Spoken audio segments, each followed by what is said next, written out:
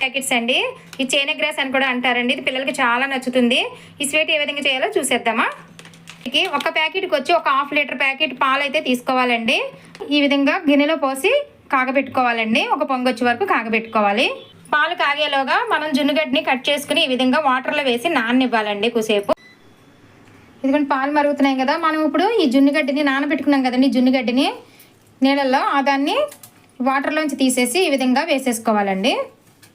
ఇదిగోండి మనం వేసాం కదండి జున్నుగడ్డి, వాటర్లోంచి తీసి ఇదిగోండి కరిగిపోతూ ఉండాలన్నమాట. ఒక 5 నిమిషాల పాటు అలా మరగనివ్వాలండి పాలని.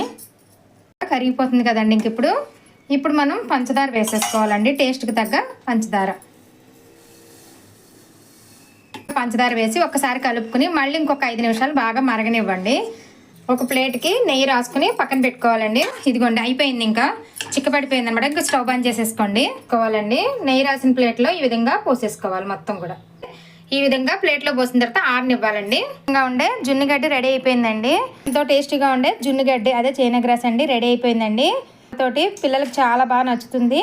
ప్లీజ్ సబ్స్క్రైబ్ చేయండి ఫ్రెండ్స్.